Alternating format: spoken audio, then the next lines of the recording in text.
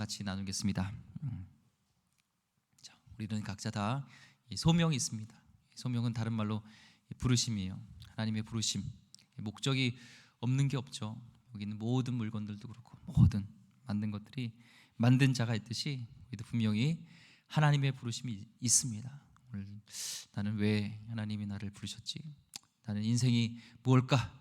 나는 그냥 실수로 이 땅에 태어난 건가? 전혀 그렇지 않습니다. 하나님의 분명한 부르심이 있고 구원하시고 하나님께서 우리를 통해서 놀라운 계획들이 있습니다. 그 말씀을 믿으시기 바랍니다. 한 병원에서요, 이제 새로운 이제 항암 유전자 치료법을 임상을 이제 실험하게 됐습니다.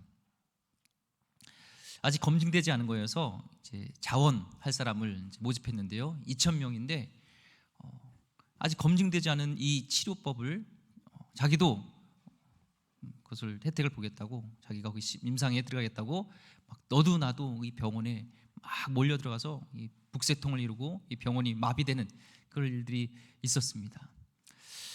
그들은요, 왜 2,000명이 왔느냐면 그 2,000명은 다 암 말기 환자예요.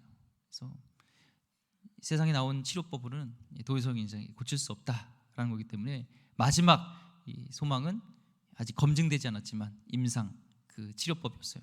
그래서 아직 검증되지 않았던 것은 많은 부작용, 또 잘못하면은 더 나빠져서 악화되어서 목숨을 잃을 수도 있는, 빨리. 그런데도 이들이 왜 그렇게 막 병원을 소란을 일으키면서까지도 자기도 그 2,000명의 임상에 넣어달라고 막 너도 날도 했을까요?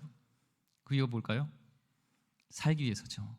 이렇듯 사람은 죽음의 앞에 뒀을 때는요, 싫어하고 그 죽음을 두려워하고 어떻게든 그 죽음을 극복해보려고 우리는 막 발버둥을 막 칩니다. 죽음을 좋아하는 사람 없습니다. 그렇죠?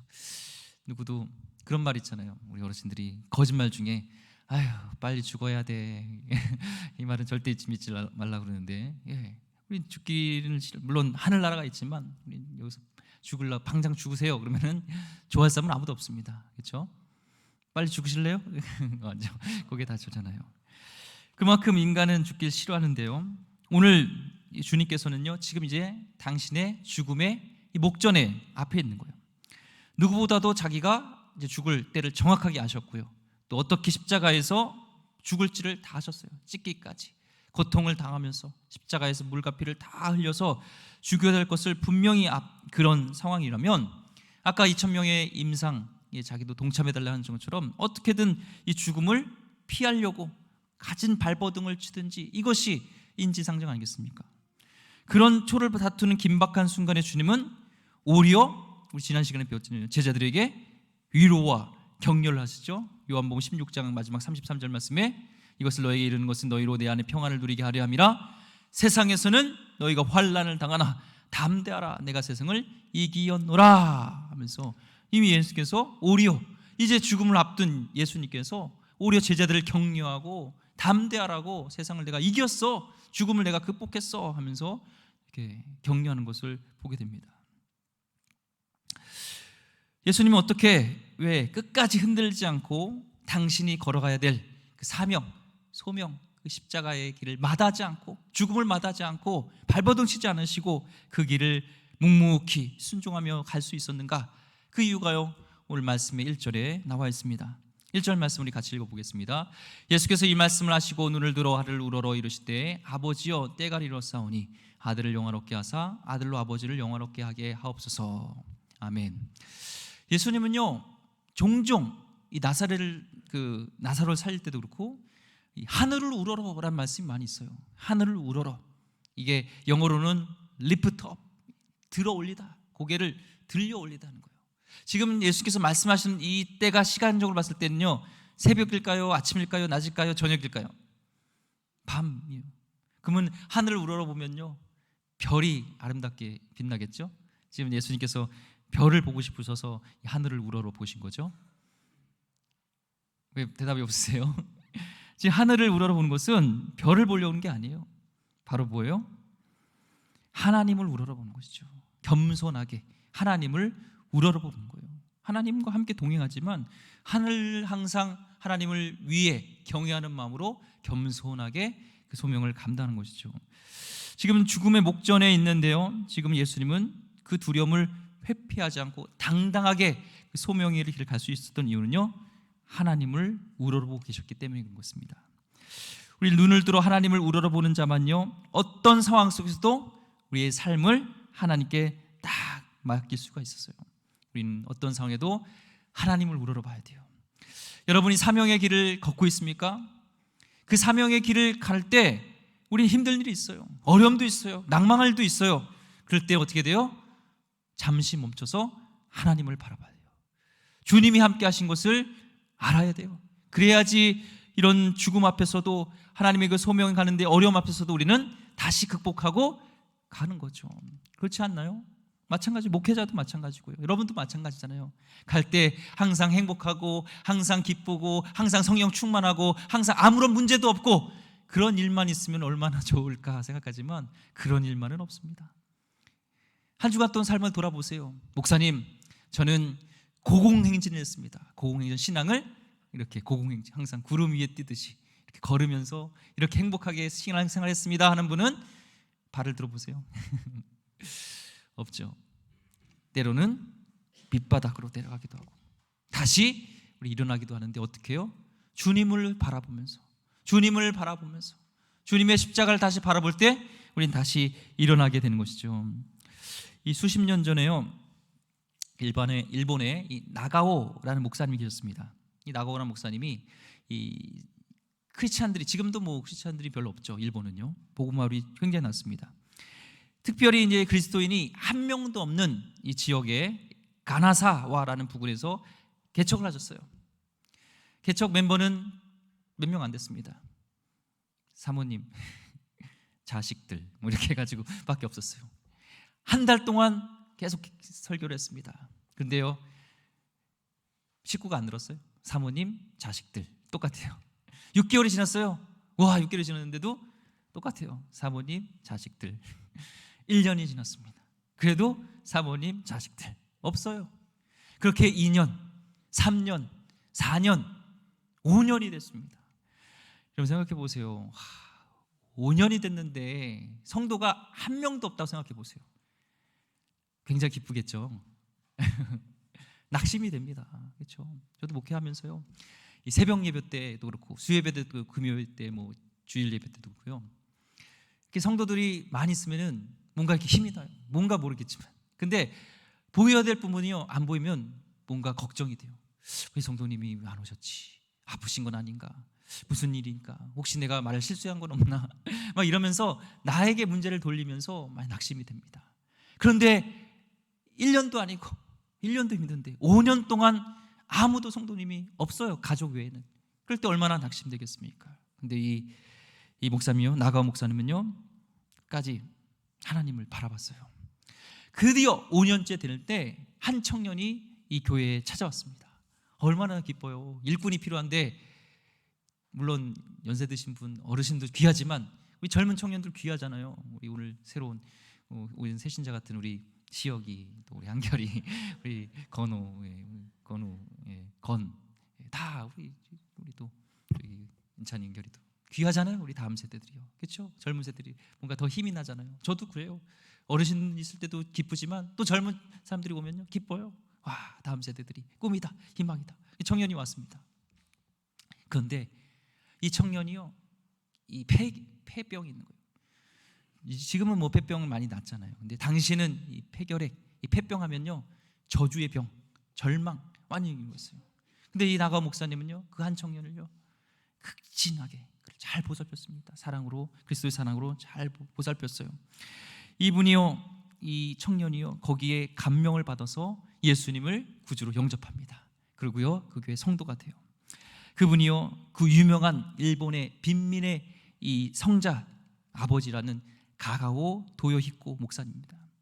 일본이요, 이게 많은 성도는 없지만 한 성도가 제대로 된 성도가 될 수 있었던 그 이유 중에요, 귀한 그 목회자분들이 많이 있었어요. 그 중에 한 분이요, 이 가가오 도요히코라는 성자 같은 분이에요. 정말 빈민들, 가난한들을 그들이 찾아가서 그들의 고름, 그들의 아픔 같이 다 씻어주고, 더구나 일본뿐만 아니라 중국을 진출합니다. 중국에서도 그렇게 자기가 배 아플 때 보살핌을 받았던 것처럼 그리스도 사랑으로요 똑같이 빈민들을 위해서 헌신을 합니다. 이 당시에 중국에요 장개석이 총통으로 있을 때 그분의 부인인 송미령 여사가요 그리스도인이 돼요. 그리고요 이 부인이요 이 남의 나라까지 와서 이 가난한 사람들을 돌보는 이 가가오 도요키고 목사님의 감동을 받습니다. 그래서 그분을 불러서 그분을 통해서 말씀을 듣고 성경 공부도 하고 그래요. 그러다가 1945년 무슨 일이죠? 세계 제2차 대전이 이제 중에 일본이 완전 패망하잖아요. 그렇죠? 원자폭탄 터져서 그때 이제 일본 군대와 일본 민간인들이요 철수를 합니다. 그때 이제 식민지로 있던 그 일본 지배하에 있었을 때 철수할 때 얼마나 그 현지인들이 억하심정이 있었겠어요. 자신들을 이렇게 막 힘들게 하고 괴롭히고 죽이고 했던 사람, 그러니까 갈 때 해코지를 많이 당했어요. 특히 민간인들은. 그런데 이때 특히 이제 사할린 이런 곳에서 일본인들이 철수할 때 많은 피해를 봤는데요. 일본이 패망했을 때 일본인이 중국에 머물렀던 사람이 한 200만 명이 됐다고 합니다. 그때 이 천황의 항복과 성명 동시에 장개석 총통이요 포고령 1호를 내려요. 철수하는 일본 사람들에게 해를 가하는 자에게는 주경을 처한다. 이러한 결정으로 인해서요 이 한 명도 해코지 당한 사람이 없었어요. 그 이유가 뭐냐면은 그 배우는 이 가가와 도요이코 목사님이 사역에 대한 감동, 그가 기도하는 것에 대해서 감동, 우리를 그 빈민들을 돌봐줬던 것에 감동을 받아서 이 장개석 총통이 그런 명령을 내린 겁니다. 나고 목사님은요 한 명이었지만 한 명으로 인해서요 일본의 제대로 된 그리스도인들을 세우는 귀한 이 가가와 도요히코 목사님을 배출했잖아요. 이다오 목사님이요 끝까지 그곳을 지킬 수 있었던 것은 단 하나, 항상 눈을 들어서 하나님을 우러러 보았던 자였기 때문에 그렇습니다. 마찬가지예요. 우리도요 상황적으로 우리의 상황을 계속 묵상하고 보면요 낭망할 것이 참 많습니다. 하지만 그 순간에요 하늘을 우러서 하나님을 바라볼 때 우린 거기에 소망이 있습니다. 하늘은 뚫려 있습니다. 우리 하나님도 예수님도 마찬가지예요. 절망 속에 있고 이제 십자가 가는 길이지만 주님을 바라볼 때는요 힘이 생기고 다시 거기에서 그 자리 소명의 길을 갈 수 있는 것처럼 우리가 다시 소망의 길로 소명의 길을 갈 수 있는 것은요 우리 하나님을 바라봐야 될 줄 믿습니다. 오늘 2절 말씀에는 또 이렇게 얘기하죠. 아버지께서 아들에게 주신 모든 사람에게 영생을 주게 하시려고 만민을 다스리는 권세를 아들에게 주셨음이로소이다. 주님께서는 이 본문을 통해서 하나님께서 주님을 이 땅에 당신을 보내신 목적, 궁극적인 목적은 뭐예요? 오직 하나, 우리에게 영원한 생명을 주시기 위한 것을 알았죠. 그래서 우리를 위한 삶이 하나님을 영화롭게 하는 것이었고, 하나님을 영화롭게 하는 것이 우리를 구원하는 일, 이 소명에 대한 것을 우리 분명히 예수님이 알고 있었습니다. 그렇다면 우리는 어떻게 이 땅에서부터 영원한 생명의 삶을 살 수 있을까요? 3절 말씀, 영생은 뭐예요? 곧 유일하신 참 하나님과 그가 보내신 자 예수 그리스도를 아는 것이니라. 여기서 중요한 단어가요 아는 것이에요. 이 안다는 동사는요 깊이 들어가면은 동침하다는 뜻이 있습니다. 아시죠? 부부간에 동침하다, 동거하다는 뜻이에요. 이 부부관계에 있어서도 부부에 있어서도 서로 눈으로 확인할 수 있는 부부도 한평생 동침하고 동거할지라도 서로 알려고 하지 않으면요 이 관계는요 일생 남남보다 더 먼 사이가 됩니다. 하나님을며 우리 눈에 보이지 않고 손으로 만질 수 없는 영이신 우리 하나님을 알려고 하는 마음과 노력이 없이요 어떻게 우리 하나님과 동거할 수 있겠습니까? 어찌 그분 안에서 영원한 생명의 삶을 살 수 있겠습니까? 우리의 영원한 생명은요 바로 우리 하나님 또 예수 그리스도를 그렇게 깊이 친밀하게 알아가는 거예요.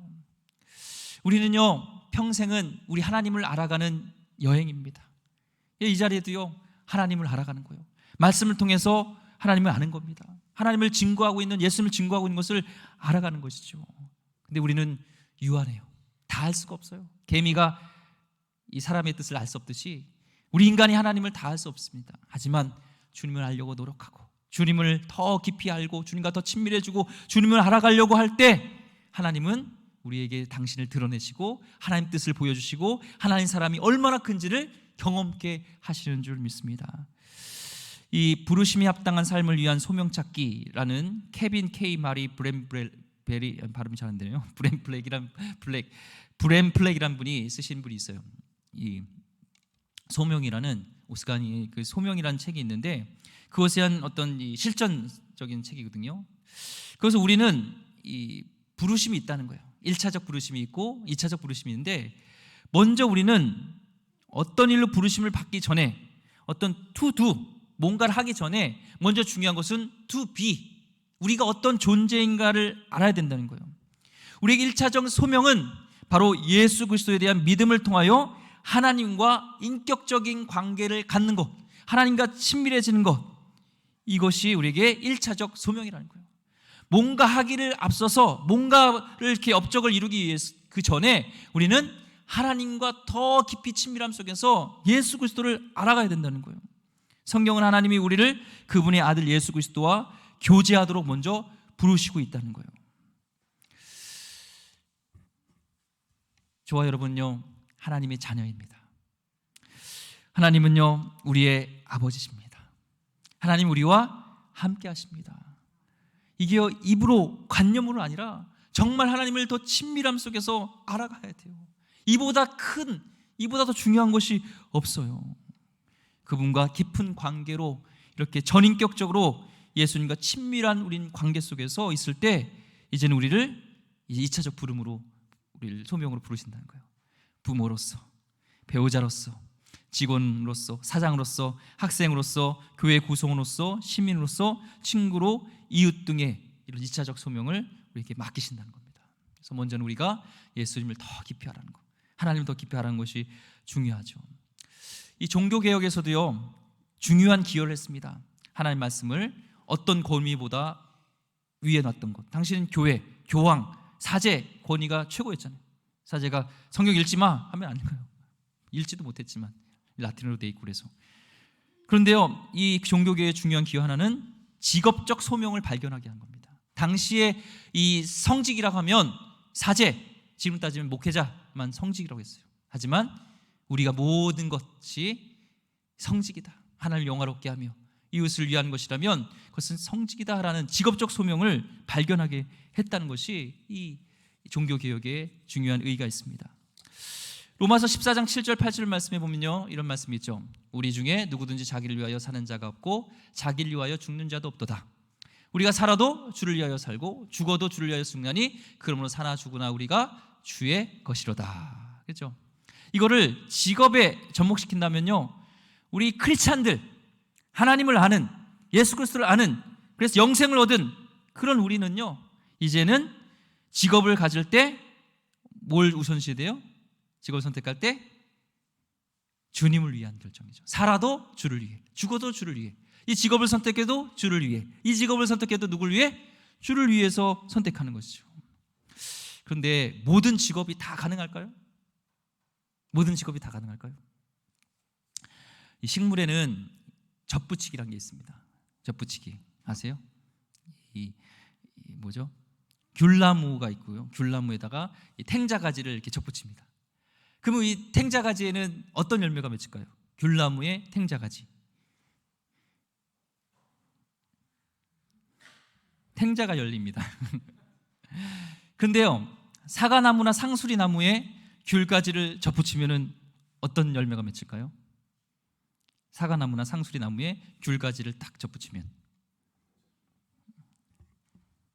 그 귤가지에는요 절대로 귤이 맺히지 않습니다. 이 젖붙임에도요 이게 되는 게 있는 거예요. 안 되는 나무가 있고 되는 나무가 있어요. 이 탱자와 귤은 비슷해요. 돼요. 마찬가지로 우리가 직업적으로 이 젖붙임을 할 때요, 직업을 선택할 때 하나님 앞에선 우리가 하나님의 영광을 위해서 예수를 위한다면 다 그것이 성직이지만 안 되는 직업이 있어요. 예를 들면요 뭐예요? 주조회사 사장이 되는 거. 나의 꿈은요 목사님, 세계에서 제일 큰 주조회사를 운영하는 게 제 꿈입니다. 그래서 이름을 모르겠 건데 코로나요. 술 이름이 뭐예요? 코로나. 진짜 코로나는 술이 있어요. 근데요, 생각해 보세요. 이 주조회사가 회장이 되기 위해서요, 어떤 마음을 갖겠어요? 항상 자나 깨나 앉으나 기도할 때 뭘 생각하겠어요? 술을 생각하면서 어떻게 하면 많은 사람들에게 술을 먹게 할까? 어떻게 하면 많은 사람들이 이 술을 전파할까? 항상 생각이 뭐예요? 이거죠. 오히려 사람에게 유익을 끼치는 건 아니라 해를 끼치는 것은 아무리 이게 우리가 볼 때는 하나님의 영광을 한다지만 접으실 수 없는 그런 직업이라는 겁니다. 자기 자신을 유익을 위해서가 아니라 한 사람이라도 우리 더 많은 사람의 유익을 위해 더 많은 사람에게 봉사하기 위하여 직업이나 직장을 선택한다면 그것이 바로 하나님을 영화롭게 하는 것이고 그것이 거룩한 직업이요 거룩한 직장이 되는 것입니다. 나무는요, 보세요. 열매를 맺기 위해서요, 봄부터 애를 써요. 이 나무를 보니까 그렇게 죽었던 나무들이요, 죽은 것 같은데 새싹이 나더니 이제 파릇파릇 막 하고 꽃도 피고 막 이래요. 근데요, 이 나무는 절대 자기 자신을 위해서 열매 맺지 않습니다. 더 사람들을 위해서, 동물들 위해서 더 애씁니다. 나는 지금 어떤 직업을 가지고 있고 어떤 일을 하기를 원하는가? 아니, 더 중요한 질문은요, 나는 지금 내가 가지고 있는 직업을 통해서 얼마나 많은 사람들에게 봉사하고 있는가? 이 교회나 선교에 관련된 이 전도의 일만 거룩한 소명이 아니라는 겁니다. 어떻게 나의 직업을 통해서 어떻게 많은 사람들을 섬길 수 있을까? 이것이 하나님을 영화롭게 하는 것이고 거룩한 직업이라는 겁니다. 골로새 3장 23절 24절 말씀 우리 한번 읽어보겠습니다. 시작. 무슨 일 하든지 마음을 다하여 주께 하듯 하고 사람에게 하지 말라. 이는 기업의 상을 주께 받을 줄 아나니 너희는 주 그리스도를 섬기느니라. 사람에게 하듯 하지 말라. 모든 것을 한 것이 주께 하듯 하면 그것이 주 그리스도를 섬기는 것이라고 분명히 말씀하고 있죠. 우리 무슨 일을 하든지 그 일을 주님이 내게 맡겨주신 그런 일로 확신하고 주께 하듯 하면요, 그것이 바로 주의 일이고 그 일에 대한 상급이 우리에게 주어진다는 것입니다. 직업을 영어로요, 이 보케이션이라고 합니다. 이 보코는 이 부르다, 이 보커블러리라는 이 단어라는 게 있잖아요. 이 보코는요, 이 부르다는 뜻이고요, 볼레리는 능력이라는 뜻이에요. 보커블러리는 단어라는 뜻이지만 그것은 부를 수 있는 능력. 그러니까 내가 부를 수 있다는 건 단어를 알아야지 부를 수 있잖아요. 보케이션도 마찬가지예요. 직업이라는 것은 바로 우리를 부른다는 겁니다. 소명으로 우리를 부르신다는 것입니다.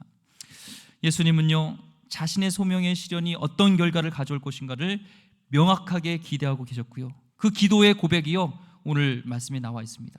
오늘 1절과 4절과 5절 보면 공통적으로 계속 강조하고 있는 것이 있는데요, 1절에도 보면은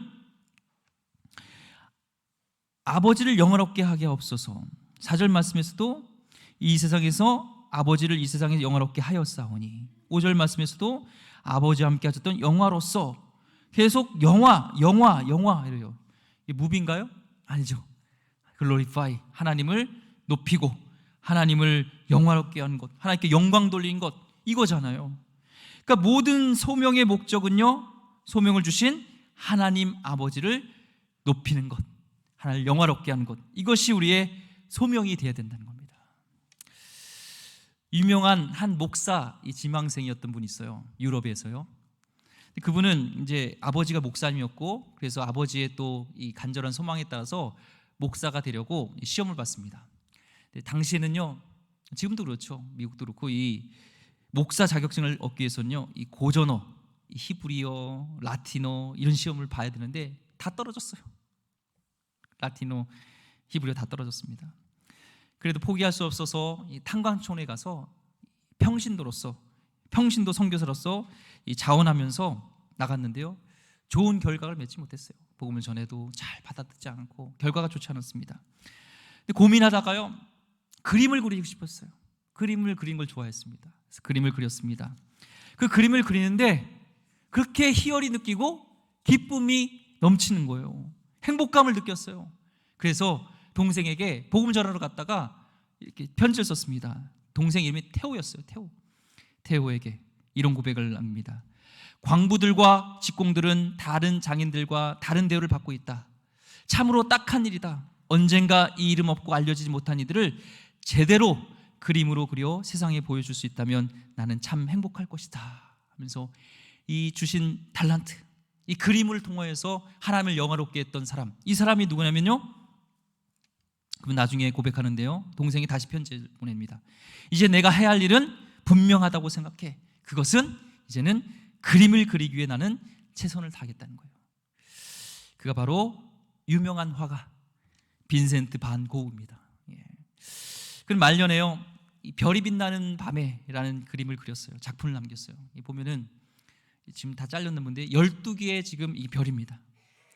혹자는 이게 뭐 정신병자의 혼란스러운 그림 같다지만 이 총신대 교수님이었던 라영한 교수님은요, 이 작품에 등장하는 이 12개 이 별은 바로 12제자가 주님을 향한 신앙의 빛을 반영한 것이라고, 신앙의 모습이 담겨져 있다고 합니다. 또 그가 사랑했던 이 작품 중에 해바라기라는 작품이 있어요. 이 해바라기는 상징적으로 주님을 향한 주바라기였다, 이렇게 고백을 합니다.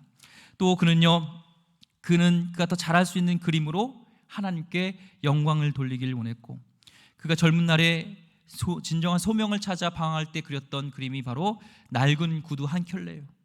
6가지 작품이 있습니다. 6개가 저렇게 젊은 때 진정한 소명을 찾아 방황할 때 그렸던 그림이에요. 그리고 그 소명을 찾고 방황하다가 걷다가 마침내 이 화가의 길을 선택합니다. 하나님께 주신 달란트, 날 부르심, 이걸 가지고 하나님을 영화롭게 하고, 또 이걸 통하여서 많은 사람들에게 기쁨을 줄 수 있다면 그것을 소명이라는 것을 발견하게 됩니다. 여러분 혹시 지금 소명을 따라 살아가고 있습니까? 세상 사람은 얼마나 많은 돈을 벌 수 있고 그 번 돈으로 예금을 얼마나 할 수 있으며 언제쯤 좋은 집을 살 수 있을지 그 기준으로 직업과 직장과 사업의 가치를 결정하고 평가합니다.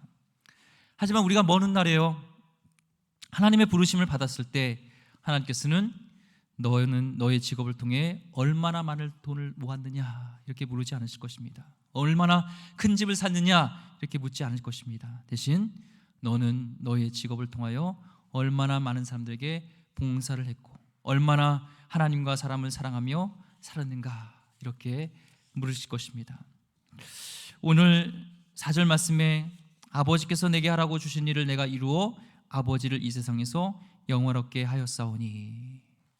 예수님은 마지막 십자가에서 숨을 거두시기 전에 요한복음 19장 3절 30절 말씀에 다 이뤘다고 말씀하셨습니다. 짧은 생이었지만 무수한 고통이 있었지만 우리 예수님은 소명이란 관점으로 볼 때요 행복한 분이셨던 것 같아요. 왜요? 이 땅에서 해야 할 일들을 하나님 주신 소명을 다 감당했기 때문에 그렇죠. 이 세상에 소명이 없는 자는 없습니다. 여러분도 분명한 소명이 있습니다. 오늘 하늘을 들어서 예수님 하나님을 바라보시고 그 안에서 다시 한번 소명을 발견하고 내가 가는 길이 하나님을 영화롭게 하는 길로 가고 있는지, 내가 이타적인 삶을 살고 있는지, 이걸 통해서 어떻게 많은 사람들에게 덕을 끼치고 많은 사람들에게 유익을 끼치며 많은 사람들에게 복음을 전하는 이 일에 내가 길을 가고 있든지, 아니면 그냥 정신없이 세상 속에서 바쁘다가 지쳐서 여기 있다면 다시 한번 눈을 들어서 주님께 향하면서 그 소명을 발견하는 귀한 백성들 되기를 주의 이름으로 축원드립니다. 기도하겠습니다. 하나님, 우리의 소명, 주님을 영화롭게 하며 그 영화롭게 하는 것은 또한 많은 사람들을 선한 영향을 끼치는 귀한 사역인 줄 믿습니다. 오늘 하나님 목적 없이 살아가고 있다면 다시 한번 주님을 바라보면서 그 안에서 귀한 목적을 발견하게 하여 주시옵소서. 주님 안에서 그 소명을 발견하는 귀한 저녁 되게 하여 주시옵소서. 귀하신 예수 그리스도 이름으로 기도드립니다. 아멘.